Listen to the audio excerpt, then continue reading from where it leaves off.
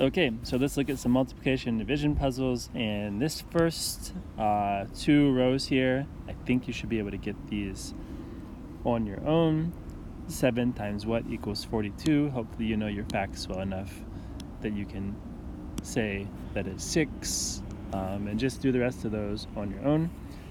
And then we have something new, which are these little puzzles of multiplication and division. So the way it works is you work your way through the puzzle, finding facts until you get to the end. So for example, here we have to start with 81, and I need to make a fact with 81.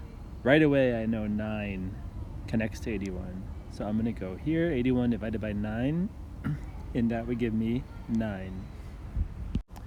And from 9, where am I going to go? Well, I don't think 42 and 9 connect very well. But if I went 9 and 4, I can multiply that. What is 9 times 4? Oh, 36. There it is. So next, I will go that direction. And my next fact is there. And from 36, there's only one way you can go. From 36 to 6, that's probably going to be division. And where would that end up? And go until you get to the end at 42. Same here with this one. You start here, you need to end here. So 1, if I go to 1 times 3, there's nowhere to go. 1 times 6, nowhere to go. 1 times 2 equals 2, that's how I would start. And then I can go 2 times 9 and figure out where that's going to take you, and so on until you get to the end. Okay, so this looks familiar. But this is, before we were doing multiplication, this is a division table, not a multiplication table. So it's going to be 60 divided by 6 here, goes here. 24 divided by 6 goes next. And just go all the way down. So for example, 18 divided by 6 is 3.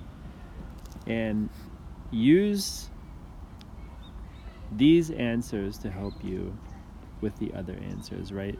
That's going to help you with that. That's going to help you get that one. That's going to help you with that. So use the facts you know to help you with the larger 3-digit facts. And then we have some stories, so let's have a look. First things first, what is a dozen? This kid, Ryan, bought 4 dozen eggs. How much is a dozen? A dozen is 12. Thank you. So figure out how many eggs Ryan has first, and then you need a recipe where each batch of cookies needs 3 eggs. So you're going to have to take what you get there and divide that to figure out how many batches you can make.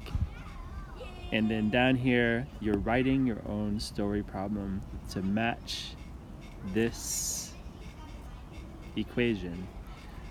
For this one, you have a remainder of 1. So there's no fraction here. It's not money, like dollars you can split. So try to think of something that can't be split. So what can't be split? Maybe children or people, or what have we used before? Toy cars, anything that can't be cut in half or cut in pieces.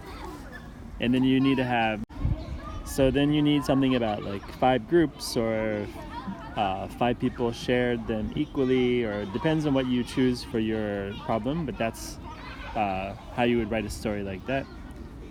And then that is it for this homework, and thank you and goodbye.